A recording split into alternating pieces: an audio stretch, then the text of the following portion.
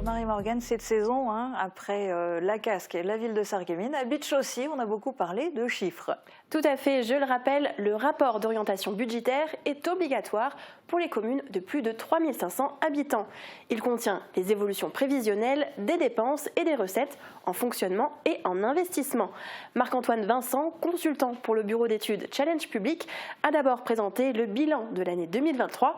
Il y a eu une augmentation à la fois des dépenses impactées par l'inflation, mais aussi des recettes, grâce notamment à une revalorisation des bases fiscales. Résultat, la commune finit avec un excédent de 455 000 €, qui comprend le reste à charge.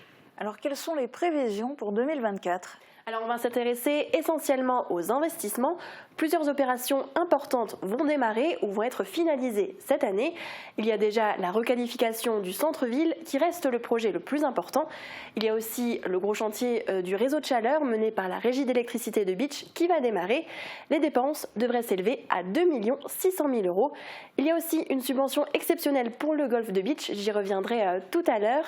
À noter qu'aucun emprunt n'est envisagé en 2024.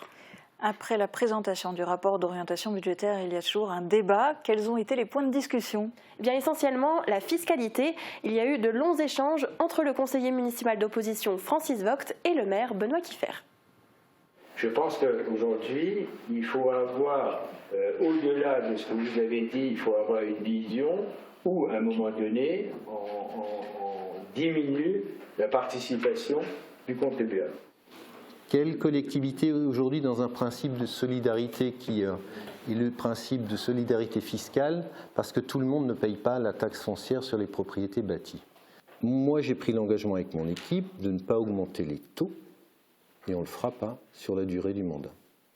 Donc on cherchera des ressources en optimisant les autres choses, et je comprends que ça vous embête qu'on ait pu sur l'exercice 2023 optimiser les produits du domaine.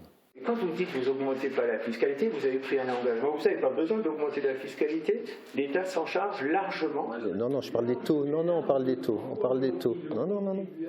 L'augmentation de l'inflation n'était pas aussi forte en 2020.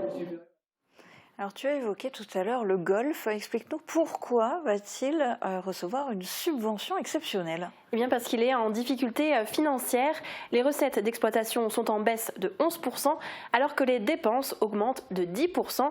Le déficit cumulé constaté en fin d'exercice s'élève à 451 000 €. La ville a annoncé une subvention exceptionnelle du budget principal de près de 360 000 € dans le but de pérenniser l'activité. Je souhaite le garder dans le giron communal, mais si la commune ne peut pas, parce que vous avez aussi la pression de l'administration fiscale qui vous dit ce qu'on vous autorise là, c'est une fois. C'est one shot. Moi, je ne vais pas m'interdire aujourd'hui de trouver un promoteur qui va prendre une partie, construire deux résidences ou alors trouver l'hôtelier.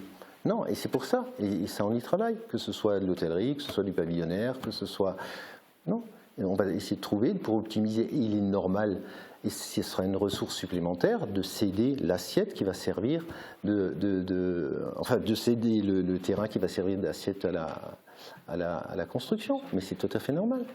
Mais ça ne veut pas dire que je cède le clubhouse, le vestiaire. Non, mais Tout le monde va voir. Alors tout cela concernait le budget, mais en dehors du budget, quels étaient les autres points à l'ordre du jour ? Alors le Conseil a démarré avec un point sur les zones d'accélération des énergies renouvelables sur le banc communal de Bitche. Alors en quoi ça consiste ? Cela permet de définir des lieux qui pourraient accueillir des installations de production d'énergie renouvelable, comme des panneaux photovoltaïques ou des éoliennes par exemple. On écoute le maire de la ville qui a présenté les zones. Ce qui vous est proposé, c'est de nous diriger sur le solaire photovoltaïque sur bâtiments et notamment sur le golfe de Bitche, donc de définir cette zone, ce qui pourrait correspondre à des zones d'ombrières pour le parking. Il y a aussi un projet sur l'hôpital de Bitche via les hôpitaux Sarreguemines Bitche et puis sur le quartier du 4e cuir pour ce qui concerne la toiture des bâtiments. Voilà. Donc la méthanisation non, l'hydroélectricité non plus, la géothermie non plus et puis l'éolien non plus. Alors je précise que ça ne veut pas dire qu'il y aura des projets qui vont être créés prochainement dans ces zones et elles ne sont pas exclusives.